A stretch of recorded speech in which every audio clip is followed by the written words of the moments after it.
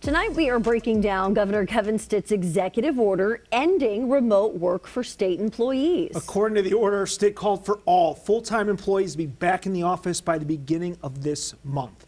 And the executive order notes agency executives may grant exceptions for those who work hours outside normal business hours, or if an agency's office is at full capacity and additional space would require an additional cost. I also mandated an end to work from home policies for all state employees so we could better serve the people of our state. Governor Stitt released a statement in December regarding this decision, saying COVID altered the ways we did business for a time, but that time has passed. And Oklahomans deserve a government operating with full accountability and delivering services effectively. Oklahoma isn't the only state to embrace Trump's crackdown on remote government work. Earlier this month, Ohio's governor ordered its state employees to be back in their offices by mid-March. Back in 2023, Nebraska was sued by an employee association challenging that state's order on requiring workers to be in offices full-time. Last July, the state Supreme Court ruled against the employees union, so workers in Nebraska will have to return to the office by the end of this month. State Representative Andy Fugate is fighting back this executive order, announcing a lawsuit against Governor Stitt. Fox 25's Grant Palmer tells us he's arguing the governor can't be the one to make this decision. But ultimately, this lawsuit is not about whether it's more productive to have butts in seats. It's about the office of the governor overstepping its authority. State Representative Andy Fugate suing Governor Stitt over his executive order barring state employees from working from home with only a few exceptions. Fugate and his attorney Richard Labarth believe only the legislature has the constitutional power to pass this law, not the governor. Today's action is not an attack on the governor. It's about protecting the constitutional separation of powers for future generations. Governor Stitt reacting to news of the lawsuit on X, saying suing to let people stay home and not work is insane, adding that state employees work for the taxpayer and that employees are more productive working in the office. Fugate firing back on Blue Sky, saying King Stitt should read the Constitution.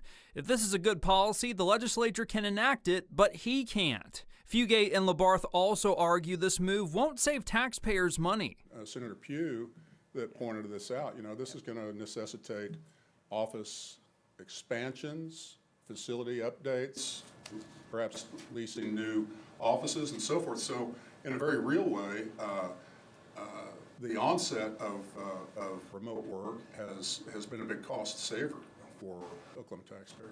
According to a summary of the lawsuit, 44% of the Department of Human Services worked remotely fiscal year 2024. I reached out to the State Office of Management and Enterprise Services to find out how many total state employees this would impact. They responded saying the agency is currently compiling a report at the direction of the governor in response to the executive order. Grant Palmer reporting there now. Amid the push to get state employees back in the office, concerns are being raised over how this could impact those workers. Fox 25's Tom Ferguson joins us live from the Capitol. Tom, how are state employees reacting? According to the Oklahoma Public Employee Association, Adam and Wendy, that executive order is causing, quote, widespread anxiety. The association says supporting state employees is crucial for a well-functioning government. Back to the office. That's the message to state employees from Oklahoma Governor Kevin Stitt. But according to one career expert, the pandemic showed how certain jobs could be performed from the comfort of employees' homes. Jasmine Escalera with My Perfect Resume says employees want the flexibility work from home offers. Isn't about trickery, or this isn't about trying to dodge being productive. When announcing his executive order, Stitt said ending work from home was needed to properly steward taxpayer dollars, ensure accountability, and have government operate effectively. However, according to Escalera, there's a way for employees to work that provides much more flexibility and balance while maintaining productivity. In her view, work from home allows for collaboration, innovation, and growth. She said employees with that flexibility lead happier and healthier lives, letting them bring their A game to their jobs.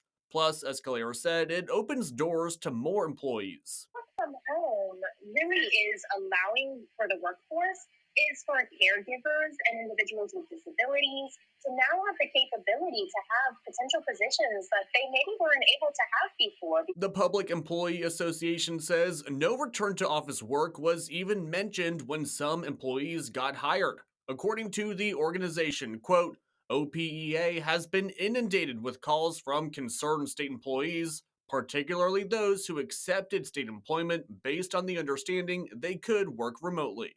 Instead, Escalera is encouraging the state to adopt a hybrid format that allows for both in-person and remote work. And Escalera expects more private companies to follow suit in reining in work from home as the federal government and others bring workers back to the office. Live at the Capitol, Tom Ferguson, Fox 25 News. Thank you, Tom. There's still growing debate over the advantages and disadvantages of a hybrid and remote workplace. Break some of them down for you here. According to a study from National Library of Medicine, many people had a positive experience working from home during lockdown.